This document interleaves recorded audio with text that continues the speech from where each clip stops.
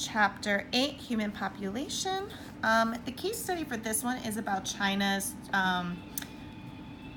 originally in 1979, their one-child policy, and now they're starting a new two-child policy.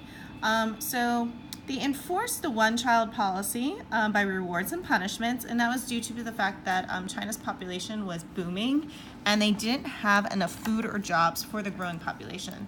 So the country decided that they were going to limit every family to one child. So this at first seemed like a great idea, but there was positives and negatives to this. So some positives to this was that they were able to feed all of the population, there was less environmental damage, and they had enough job for the growing workforce. The negatives of this is it caused a lot of killings of baby girls, so infant genocide occurred, especially in small villages. The population became lopsided, there was more males than females, and now we're noticing that there's not enough young people to support the old. And traditionally, the young people would take care of their elders, but unfortunately, if all these families only had one child, there is no children left to take care of them in their old age. So China's now having a major crisis on what to do with their elders and who's going to take care of them. Okay. A world of 7 billion, it's actually already now at 7.5 billion. So big thing you have to do is know these figures and captions. They're projecting that India will surpass China as the most populous nation. This will happen within your lifetime. As you can see here, they're saying it will happen by 2030. So in 12 years, they're predicting this will occur. So make sure you know this one. And the next one just shows you the human population growth. As you can see here, you have a J curve, so you have your exponential growth. This little blip here was due to the Black Death in the Middle Ages, but otherwise, the human population has exponentially been growing since the beginning of time.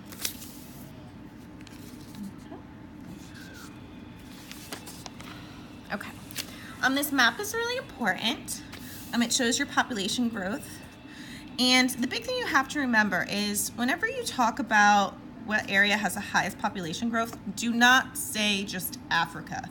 You need to say sub-Saharan Africa, all right? Because it's not all parts of Africa, it's specifically the lower parts of Africa that are having this issue. Right now, the current world growth rate is 1.2%. Meaning that our world population is going to double in 58 years. So that means that our world population doubles within a human lifetime easily. Hence why we are currently experiencing exponential growth. Now, keywords to know, you need to know about infant mortality rates, as well as Thomas Malthus and Paul Ehrlich. They both argued that the runaway population growth would surpass food supply and lead to disaster. So just keep that in mind. And infant mortality rate is basically the percentage of babies that die. Okay. If you go over here, we have IPAT. So this is a formula that explains how the U.S. actually has a more environmental impact than China, even though China has way more people than we do. We have a high affluence and technology economy, and so if you look at the components of the IPAT, it is I is the impact environmental results from interaction among population, affluence, and technology. So because the United States has a high affluence and technology, we surpass China, even though their population size is so much bigger than ours because of the multiplication.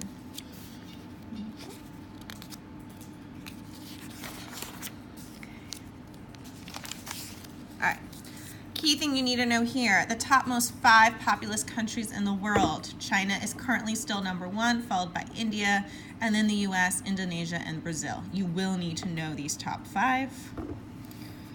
Okay, now, notice in this diagram here about the densities, you must say Southeast Asia has the highest population density.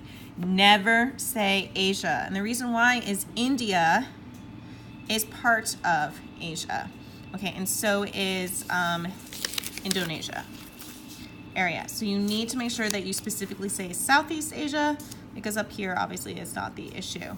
So anytime you do it on a test or an FRQ, make sure you select Southeast Asia has the highest population density. Okay. So your population pyramids or your age diagrams, they're the same thing, just depending on what book or who you're talking to, we'll use a different name, same thing. So make sure you understand these figures. Make sure you understand that a typical triangle is a population that's increasing rapidly. A more rectangle shaped is a stable population, and as you can see here, an almost reverse or almost a domed shape here is a population decreasing where the young are at the bottom. These are all broken up in 3 different colors. It is the pre-reproductive age, reproductive age, and post-reproductive age. So make sure you understand that. As you can see here, the children, or pre, are the smallest, and this is the reason why the population is going to be decreasing, because once they reach the reproductive age, there's going to be a lot less having children. Okay, and here's how they break down the age groups. Yes, it's a little crazy to think that a 15-year-old is part of the reproductive ages, but we all know that is possible. Okay. Canada and the U.S. They had a post-World War II baby boom, so everyone that's currently in their 50s and 60s are parts of the baby boom, meaning after the Depression, people started having a lot more children because they were happy, the war was over. So that's why we have this interesting shape here where you can see this big boom compared to everywhere else. Okay. As you can see here, Nigeria has a much more different population pyramid than Canada.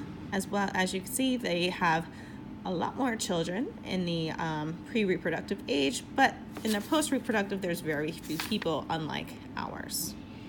Okay.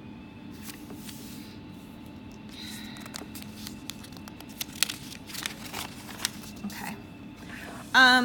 China, the US, and Europe have a graying population. That means that there's less young workers to support the old folks, and that leads to more health care that's being necessary. As we've discussed before with China, the reason why this is the one-child policy that has caused a lot less children to take care of their parents that were born after 1979. And in Europe, a lot of the reason why there's a lot less young workers is just because the industry is not the greatest. There's a lot less jobs. And the US, we're just choosing to have less children. Again, China's baby boom wasn't because of World War II. It is from before the one-child policy began. So just make sure you know the difference between the baby booms for those countries. And you can even see the baby boom here in China. Notice they used to have a lot more children.